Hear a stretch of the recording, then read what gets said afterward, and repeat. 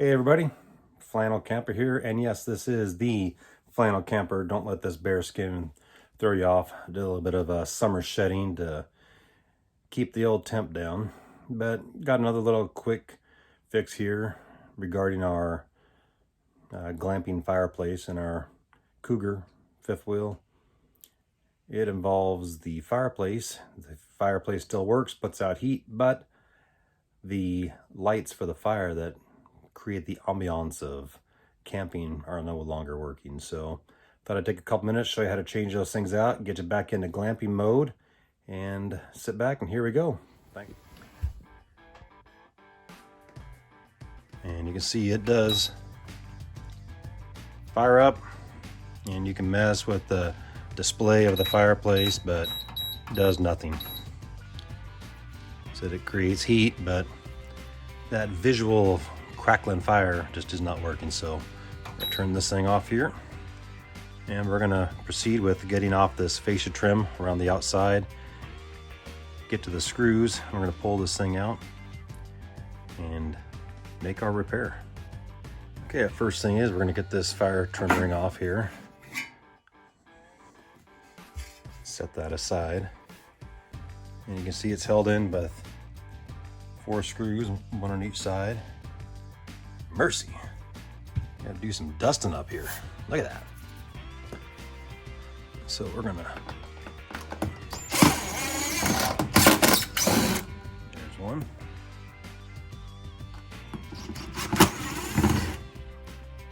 Two.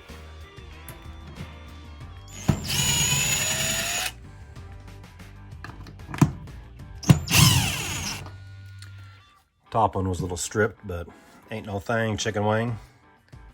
They're all loose, so get those other screws out. We're gonna slide this thing out. All right, once I took those 4 screws loose, the unit just slid out this way. You can see it just, not much to it. It's got an extension cord where the unit plugs into. We're just gonna reach down and unplug that so we can work on this thing safely. Here's the access port for our light bulbs. All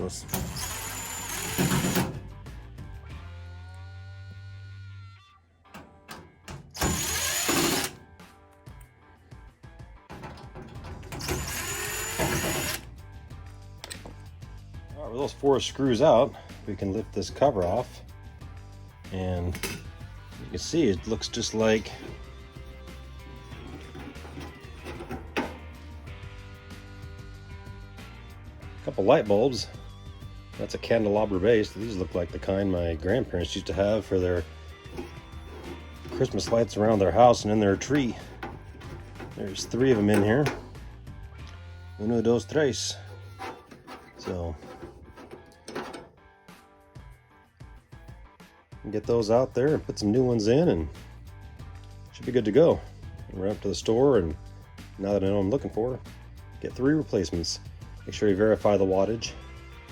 Get the right kind. Candelabra base is the small one. So once I got the lamp out of the fireplace and came outside, and whether it was brighter out, I noticed that the filament was still intact between the 2 posts. And we can verify that it's still good by using a meter. Set it to continuity and check between the screw shell and the base. We've got tone, so that means that the lamp is good and that the problem is inside the fireplace. All right, we can see we've gotten the fireplace out of the coach, brought it inside, set it up here in the workbench, and I'm going to pull this back cover off. So I'm going to remove these screws that are holding on this back plate and take a look at the guts inside this fireplace, see what's going on.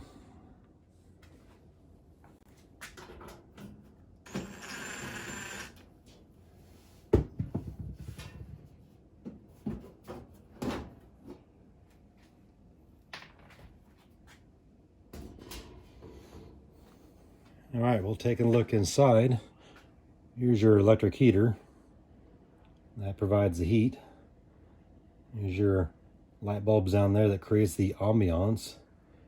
And looking at this, it's got a high-tech barbecue rotisserie with some tinfoil strips. Pretty funny. Looks like that's what captures the light and creates that effect in back. All right, you can see we got a red and white wire going to each of the lamps. They're daisy chained together. Here's our red and our white.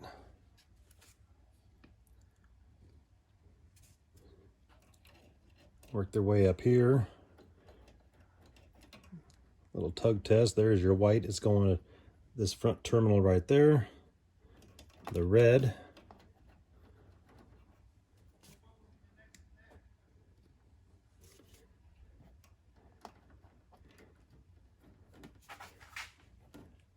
It's going to this front terminal up here. So you can see looking a little bit closer. Here's your white. And the little butt splice doesn't go quite up onto the little spade connector on the control panel. So you should be able to get in there with our one part of our meter. Here's the red back here. Same thing. We'll put our tester up here and turn the fireplace on. And as long as the control panel is good, we should have 120 volts between those two terminals. All right, got the fireplace is plugged in, and we're ready to test now to see if we're getting power down to our lamps.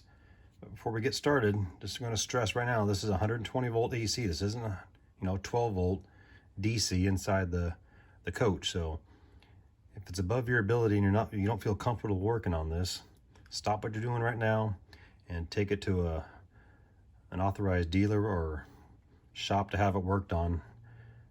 More people get killed working on 120 volt than anything else. I don't think it's enough, but it's enough. It's going to shock you, and if your conditions are right, it could kill you. Not trying to scare you or freak you out, but just be aware of your abilities. Know your abilities, know when to say when. All right, I'm going to fire it up and hit the power button and reach around here in front. Our rotisserie is going. Now let's get up here and check our power. Grab my meter, turn it on, set it to voltage, AC. Take my one end of my probe, reach up here, and I'm going to check first on the known ground. 120 volts. Probe up here on the neutral output. And we got another 120 volts. So we are getting power coming out of the control board down to the lamps. So next thing is to start troubleshooting down at the lamps to see what's going on. So I've unplugged the fireplace again, and you can see the power comes to this first lamp, and they're daisy chained together. So we know we got power coming down on these two wires here. I'm going to pull this first socket out and see what's going on. These are all held in place with a large Phillips screw. Get into my screwdriver. Pull that screw out.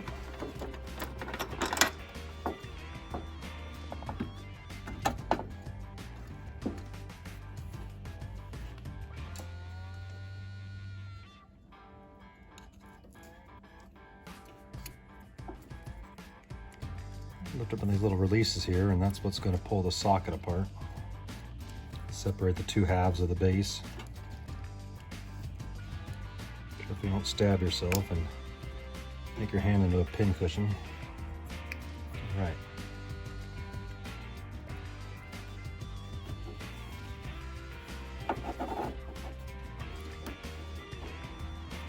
Look at that. Tracing the wire down, you can see that the wires, here's our white wire come down. See, this wire is burned off the connector. That's why these aren't working. So taking a closer look at this, there's our wire that burned loose from the socket here. I can see that this other side of it's still good. So what I'm going to do is pull that wire out. We know this wire going down to this next one's good. And we got enough, some slack. We can splice onto here, and that will send our neutral to this lamp. Yet these will still be daisy chained together. because trying to locate this socket, you can probably find it, but who knows how long it's going to take. Probably the middle of next year by the time you got a new one. First thing we'll do is we'll clean up this wire here. Cut back to where the insulation is not distorted. Take your strippers.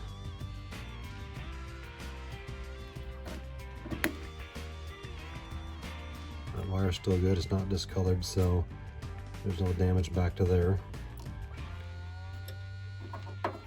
Here's the one we want to use here. We're going to come back here and cut it. Strip off some of the insulation.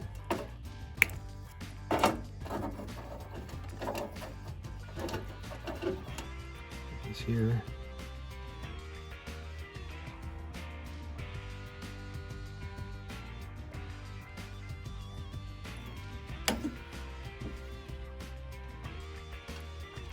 Okay, so when I tried connecting all three wires together, they were a little too tight. It wasn't quite enough slack, and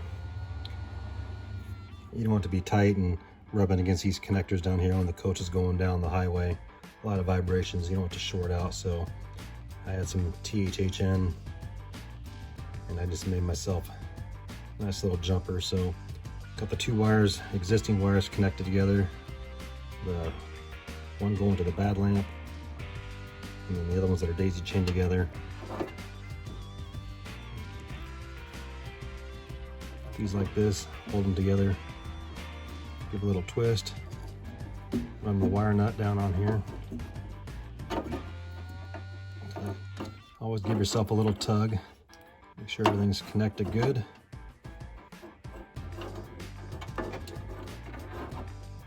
Here's the wire from the control board and our new little jumper. Make sure the ends are even. Run that down until it's good and snug. Give your little tug test, make sure your wires are connected in, they don't pull out. All right, plug the fireplace back in. Let's see how our work is. Hit the power button. I like it. All right, let's turn it back off and put everything back together. Well, the fireplace is all back together and got our stuff back in the hole, as you can see. Screwed back in place and the trim rings on. Let's see how we did. That's better. Nothing like the glow of a crackling fire when you're glamping. All right, so this repair was a little more involved than originally planned. It wasn't just replacing some burned out lamps, or, you know, it took a little more detective work and some troubleshooting, but in the end, you know, got it done, got it fixed, and did it safe. But remember, you're working on 120 volts, so if it's above your skill set or what you feel comfortable with doing, take it in, have it done. Have it done by a professional. Don't take any chances. It's not worth getting electrocuted or shocked over. Life's too short. So appreciate you tuning in, and remember, calories don't count when you're camping.